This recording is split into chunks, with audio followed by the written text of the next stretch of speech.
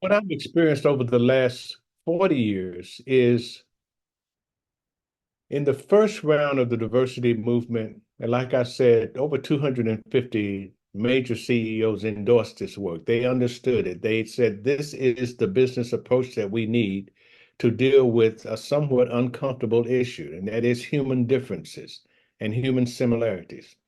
So we recognized that it was a touchy situation, a touchy issue. And so the more practical, pragmatic approach that we brought to it made it easier for business people to talk about it. What happened over the 40 years is quite often diversity would get conflated with social issues, and that would cause it to lose its popularity. So I have seen diversity die at least 6 times over the last 40 years. Every time it's resurrected, though, it's resurrected because of some social event, some incident that causes everybody to say, oh, we need to pay more attention to diversity.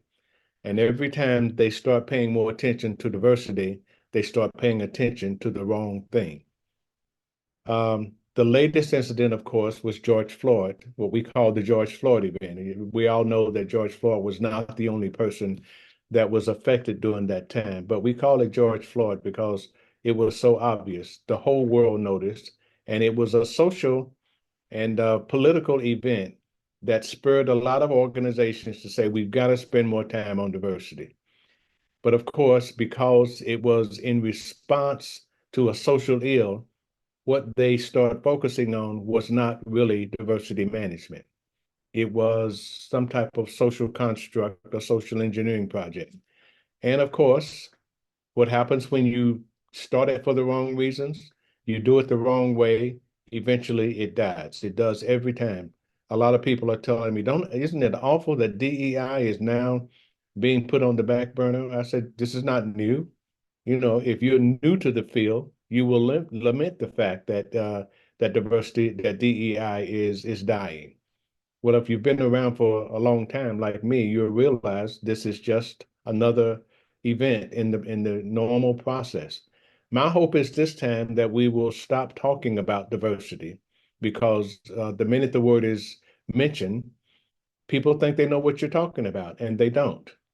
But you can't convince them that they don't. So you wind up having a conversation with people who cannot be moved about a topic that they don't understand and an outcome that they can't envision. So I'm hoping that we'll kill it and we'll adopt new language, which is really the original language of diversity management, which is managing the mix of human uh, differences and similarities, and managing them in such a way that we still get world-class results.